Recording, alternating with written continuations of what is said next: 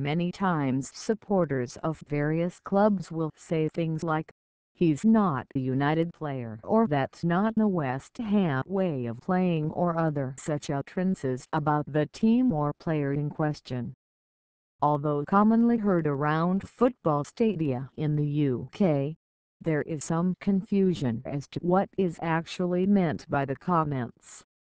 So what exactly is a United player, and what is the West Ham way of playing, or any other club for that matter?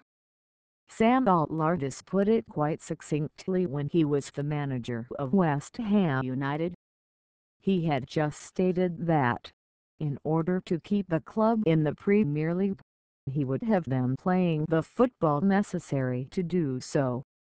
When asked if he was about to ditch the West Ham way, he queried what that might be, as for the previous few years they had either been fighting against relegation or had actually been relegated. So the West Ham way had been to consistently lose games and frequently jeopardize their Premier League survival, but in an attractive way. Similar questions are asked about Manchester United. Back in the 60s, when WSA was just so, the United way was entertaining. Saturday in the Stretford End every other week, we watched as goals flowed regularly from the likes of Hurd, Law, Best and Charlton. It wasn't particularly unusual in those days for United to go a whole season unbeaten at Old Trafford, yet they didn't win much in the way of trophies. So the football could not be described as being very successful. Prior to this team, of course, was the Busby Babes, who were also renowned for their style of football and would, many experts agree, have gone on to be one of the best teams in Europe, if not the best, had they survived. So the United way was to play attractive, attacking football without actually winning very much. United players were associated with this fast, attacking football, and anybody who wasn't able to participate in this style was deemed to be not a United player, hence the likes of the lumbering Madu and Fellaini finding it very difficult to be accepted by the supporters. It also happened in the past with the likes of Johnny Aston, who, despite being the man of the match in the 1968 European Cup final, endured persistent abuse from United fans throughout his career. He was one of many players over the years deemed by the fans not to be good enough to play for United, another reason for the saying, "not a United player." Fast forward to Sir Alex Ferguson, and the United way was not only attractive but also remarkably successful.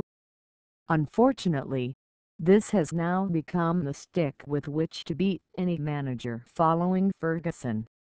The 4 trophyless years at the start of Fergie's reign have been largely forgotten, and a new manager is lucky to get 1 year without a cup, never mind 4. David Moyes was sacked because the job was far too big for him, and his inexperience radiated embarrassingly from day one. He was not sacked for being unable to have his team play the United way. That was the problem of Louis van Gaal. Yes, he won an FA Cup, and he also finished 4th in the Premier League, meaning the chance to qualify for the next season's Champions League. The problem was that he played football the Van Gaal way, not the United way, and fans fell asleep in their thousands. He could never win because those achievements are now not enough for United and their younger fans. Unlike WSA, who was brought up on attractive football and very few trophies, today's fans have been spoiled by the success of the Ferguson era and won't accept anything less. They expect United, quite unreasonably, to win every competition in which they are involved whilst playing a scintillating attacking style of football and scoring at least 3 goals per game. It won't happen. Other teams are as big, have as much money and can attract the best players. Gone are the days when United was the club to which every player aspired.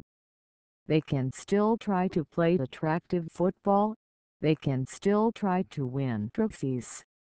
They should still be a very successful club and, no doubt, will be. Jose Mourinho seems to appreciate that United fans want entertaining, a fact he is to juggle with when trying to win games and keep his job. At clubs like West Ham, the fans don't expect to win the trophy every season. They also don't expect to be fighting against relegation every season. Given that their hopes and aspirations are somewhat lower than those of the Manchester United fans, then it is not too much to expect their team to entertain them after they have handed over their hard-earned money, and it should not be too much trouble for the team to reciprocate.